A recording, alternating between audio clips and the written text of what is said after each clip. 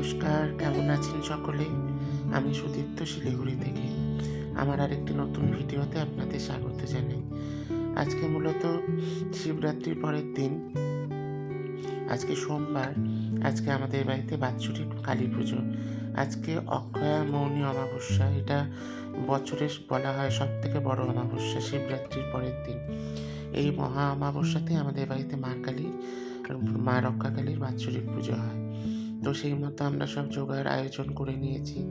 ভাবলাম আপনাদের সাথেও এই পুজোর ভিডিওটা ভাগ করে নিই, আপনাদেরও ভালো লাগবে। আমার অনেক ভিউয়ার্সদের মধ্যে আপনাদের অনেকের বাড়িতেই হয়তো মায়ের পুজো হয়ে থাকে, তো আপনারা নিয়মকানুন তো অনেকে জানেনই। তো আমি আজকে ধুতি পাঞ্জাবি পরেছি। আমি ধুতি পরতে জানি, অনেক 3-4 রকমের পরতে পারি। আজকে এভাবে পরেছি, একটু উঁচু করে। কাজকর্ম করছি তো পায়ে বেঁধে টেতে যাতে না যায়। এখানে মায়ের আরাধনার জন্য, আবাহনের জন্য আমরা সাজিয়ে নিয়েছি মায়ের। এখানে মাকে বরণ করা হবে, এটা বরণগুলো। তারপরে পুজোর শুরুতেই প্রথমেই আমাদের গুছিয়ে নিতে হয় এই জিনিসগুলো। ঠাকুরমশাই বললেন, এখন তো আমি ঘট স্থাপন, মায়ের প্রাণ প্রতিষ্ঠা, চক্ষুদান করব, তারপরে মার মহাস্নান আছে। তো এইগুলো মহাস্নানের তেল আর জল, ঠাকুরমশাই বললেন তুমি এগুলো গুছিয়ে রাখো। ওই যে লাল, নীল, হলুদ, সবুজ শিশি দেখছেন, ওগুলো মহাস্নানের তেল। আর এই যে সাদা শিশিগুলো দেখছেন, সরস্বতী জল লেখা, এরকম বিভিন্ন রকমের 7 রকমের জল আছে। এগুলো মহাস্নানের জল। যেমন এটা সাগর জল, এটা গঙ্গা জল, যদিও আমরা বাড়ির গঙ্গা জলই দেব। আবার ওখানে যে তেলগুলো বাড়িতে আছে, সেই বাড়ির তেলগুলোই আমরা দেব। তো প্রথমে তেল দিয়ে মাকে স্নান করানো হয়। যেহেতু আমরা স্নানের পূর্বে আমরা নিজেরাও তেল দিই, তো মায়ের ক্ষেত্রেও ঠিক একই নিয়ম পালন করা হয়। প্রথমে তেল দিয়ে, তারপরে জল দিয়ে মহাস্নান হয়। তো এখানে প্রথমে ঠাকুরমশাই কুণ্ডহারি, ওই যে বড় হাঁড়িটা দেখছেন, ওকে কুণ্ডহারি বলে, ওই হাঁড়িতে মার মহাস্নানের পর্ব হয়। তো ওই কুণ্ডহারিতে বেলের ডালের উপরে মার মহাস্নান হয়। বেলের ডালের উপরে দর্পণ রাখা হয়, দর্পণে মার মহাস্নান শুরু হয়। তো মহাস্নানের আগে ঠাকুরমশাই ঘট স্থাপন করছেন। তো একটা পাটকাঠিতে প্রথমে জবা ফুল লাগিয়ে মায়ের ঘটস্থাপন পর্ব হচ্ছে।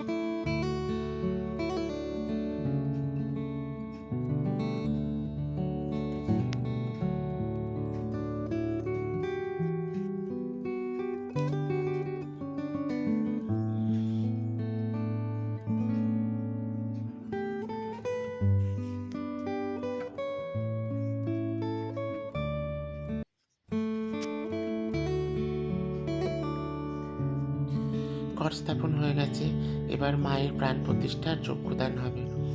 এবার ওই একই পাটকাঠিতে আরেকটা অন্য নতুন জবা ফুল নিয়ে সেটা দিয়ে মায়ের প্রাণ প্রতিষ্ঠার পর্ব হচ্ছে।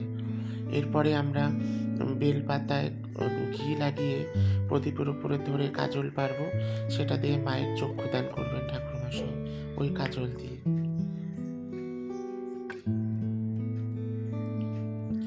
এই যে দেখুন, এটা সেই মায়ের চক্ষুদান পর্ব।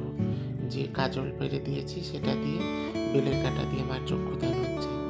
তারপরে এই যে আপনাদের বলেছিলাম মহাস্নানের তেল আর জলগুলো আমি আলাদা করে রাখলাম, সেগুলো দিয়ে মায়ের মহাস্নান পর্ব হচ্ছে। প্রথমে তেল দিয়ে, সুগন্ধি তেল প্রথমে দেওয়া হলো।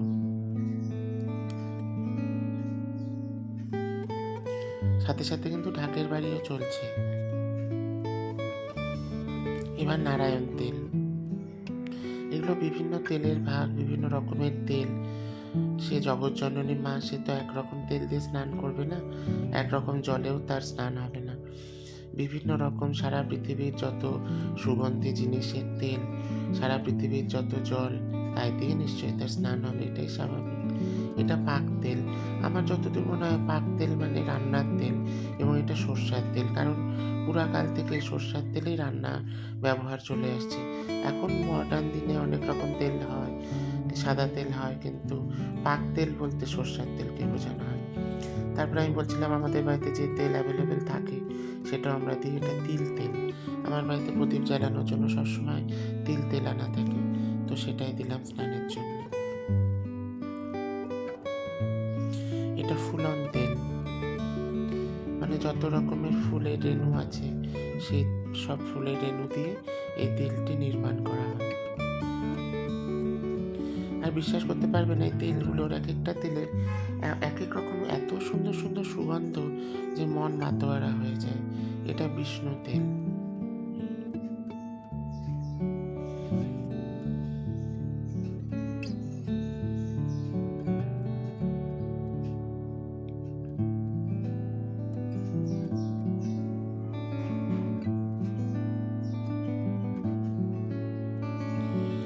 এবার তেলের পর্ব শেষ, জল দেওয়া হচ্ছে। তো প্রথমেই গঙ্গা জল, এটা কিন্তু আমাদের কলকাতার থেকে নিয়ে আসা গঙ্গা জল। আমার ওই মন্দিরেরই ভক্ত আছেন সুদীপ কাকু, ওনার ছেলে কলকাতার থেকে এসছেন পুজো উপলক্ষে।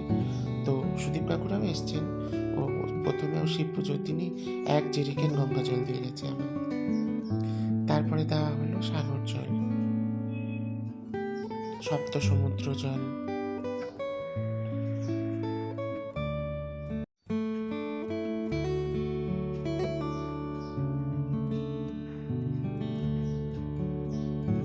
সরস্বতী জল।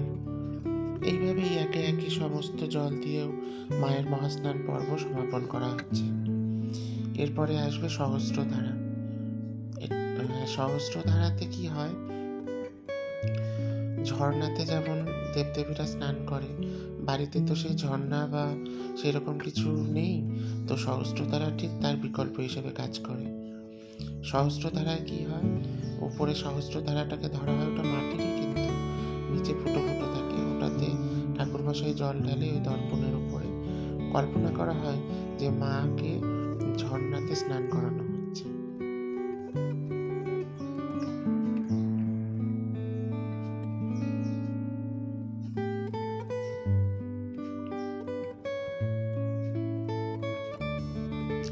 এই যে দেখুন, এটাকে সহস্রধারা বলা হয়। ওই যে নিচে চিত্র দেখতে পাচ্ছেন, ওটা দিয়ে জলটা পড়বে। এইভাবে ঠিক ধরা হয় এবং মাকে এটাতে স্নান করানো হয়।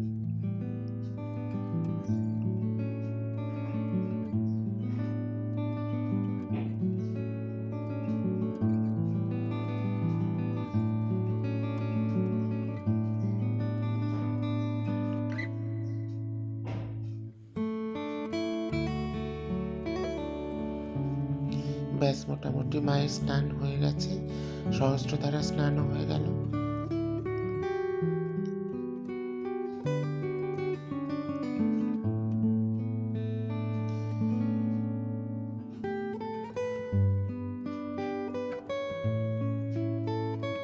এইবার শুরু হলো মায়ের আরতি।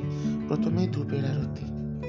মা তো ধূপ খুব ভালোবাসে, সেই জন্য ধূপের আরতি। আর এখানে দেখুন, ইনিশিয়াল স্টেজের পুজোর শুরুতে যেসব জিনিসগুলো লাগে, ফল, 108টা নৈবেদ্য, মিষ্টি, সেগুলো সব এখানে সাজিয়ে পুজো হচ্ছে। তারপরে আসবে মায়ের পাকা ভোগ, মানে মায়ের অন্ন ভোগ, খিচুড়ি ভোগ।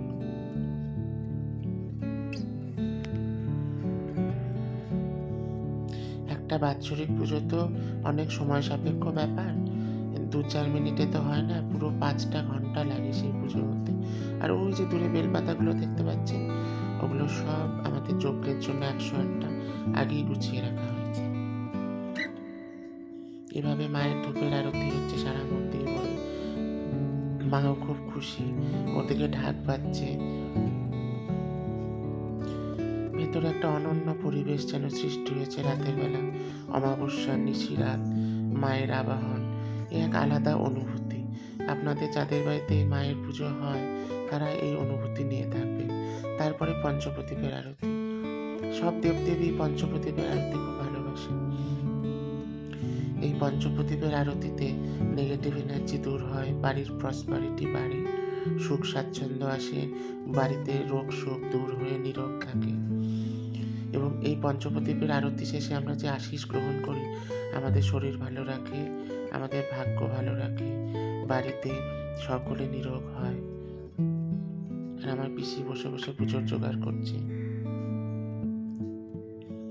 গোপাল কিন্তু আজকে তার বিছানাতে নেই, গোপাল আজকে রাধা মাধবের আসনে, কারণ বাৎসরিক পুজো তো, সেও তো অংশগ্রহণ করবে, বাড়ির বাচ্চা বলে কথা। তাকে বিছানায় শোয়ালে কি হবে? ঢাকের আওয়াজে তার ঘুম তো হবেই না, আরও সে ছটফট করবে। পঞ্চপ্রদীপের আরতি শেষে শুরু হবে কর্পূরের আরতি। এই কর্পূরও কিন্তু হিন্দু শাস্ত্রে অনেক মাহাত্ম্য রাখে। কর্পূরের বিশেষ কাজ হলো নেগেটিভ এনার্জি, নেগেটিভিটি দূর করা। এক টুকরো কর্পূরে লবঙ্গ আর এলাচ দিয়ে আর দারচিনি দিয়ে জ্বালালে বাড়ির সমস্ত নেগেটিভিটি দূর হয়। আপনারাও এটি করতে পারেন আপনাদের বাড়িকে পরিশুদ্ধ করার জন্য।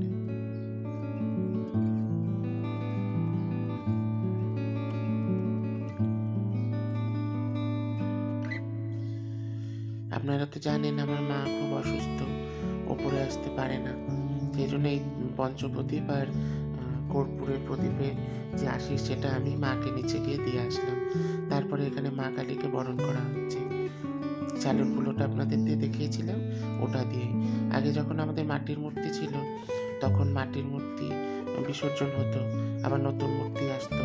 নতুন মূর্তি আসার সময় গেটের সামনে মা পিসিরা বরণ করতেন, কিন্তু এখন তো আমাদের পাথরের মূর্তি প্রতিষ্ঠিত থাকে সারা বছর, সেজন্য এখানেই বরণ হয়। তারপরে আমাদের কিন্তু একটা নিয়ম আছে, আমরা মাকে যে বস্ত্র প্রদান করি সেই বস্ত্র দিয়েও মায়ের আরতি কিন্তু সমাপন হয়। আর এখানে দেখুন মা মনসাকে কি ভালো লাগছে, আমরা মা মনসাকেও স্নান টান করিয়ে নতুন বস্ত্র করিয়েছি।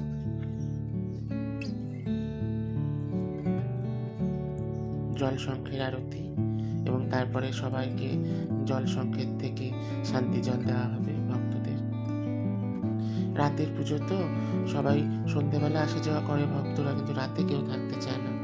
তো রাতে আমি, পিসি, পায়েল, কৌশিক, ঢাকি, আমার মাকে যে মাসি দেখাশোনা করে মনা মাসি, রাতের আরেকজন মাসি আছে বাসনা, আমরা এই কয়জনই আছি। তাও একেবারে কিন্তু কম নয় বলুন। এই করতে করতে ঠাকুরমশাই বললেন যে তোমরা 108টা প্রদীপ জ্বালাও। মাঝখানে মায়ের ভোগ হয়েছে, তো ভোগ হওয়ার আগে তো ভোগ দেখাতে নেই, সেই জন্য ওই পর্বটা আমি আর শ্যুট করিনি। 108টা প্রদীপ কিন্তু পূর্বপুরুষের উদ্দেশ্যে জ্বালানো হয়। পূর্বপুরুষ ভাবে যে আমার বংশে বংশধর আছে, সে আমাদের উদ্দেশ্যে প্রদীপ দান করছে, তারা আমাদের অশেষ আশীষ দান করে। আর এখানে দেখুন মায়ের ভোগ হয়ে গেছে, আপনারা মায়ের ভোগ দর্শন করুন। মায়ের ভোগ দর্শনে দুর্ভোগ কাটে।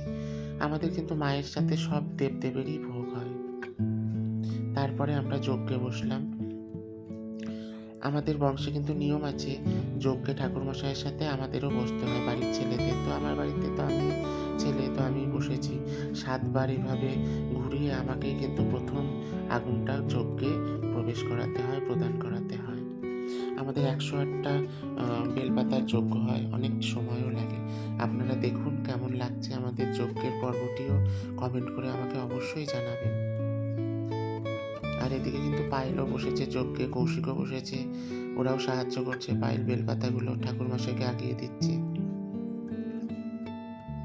আর আমি হবন সামগ্রী নিয়ে বসেছি ঠাকুরমশাইয়ের সাথে। ঠাকুরমশাই বেলপাতা দেবে মন্ত্র পড়ে, আর একই মন্ত্র আমাকেও বলে হবন সামগ্রী প্রদান করতে হবে।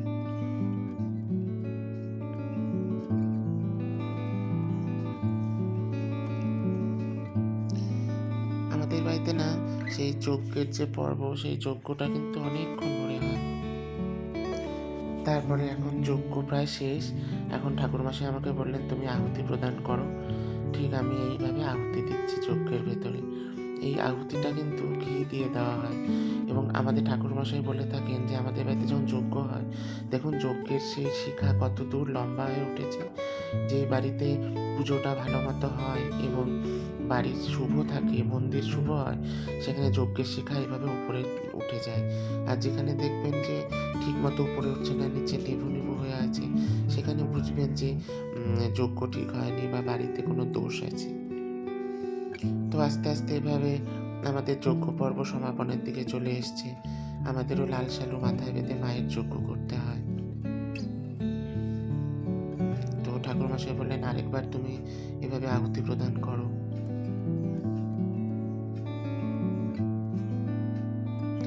আহুতি প্রদানের মন্ত্র আছে, ঠাকুরমশাই অনর্গল সেই মন্ত্র পাঠ করে যাচ্ছেন, আর সেই মতো আমি আহুতি প্রদান করে যাচ্ছি।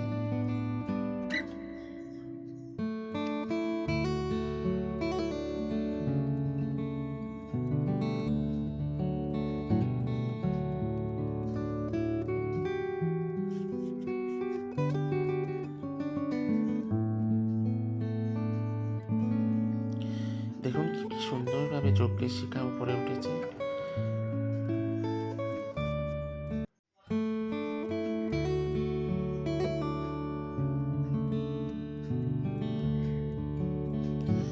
এভাবে আমাদের পুজোর পর্ব শেষের পর্যায়ে চলে এসেছে। আপনাদের আমার এই পুজোর পর্ব কীরকম লাগলো আমাকে কমেন্ট করে জানাবেন। আমার এই ভিডিওটি যদি আপনাদের ভালো লাগে তাহলে একটি লাইক এবং এটিকে শেয়ার করবেন যাতে অন্যরাও দেখতে পারে, এবং আমার এই ভিডিও এবং চ্যানেলটিকে সাবস্ক্রাইব করবেন। আবার নতুন কোনো ভিডিওতে আপনাদের সাথে খুব শীঘ্রই দেখা হবে।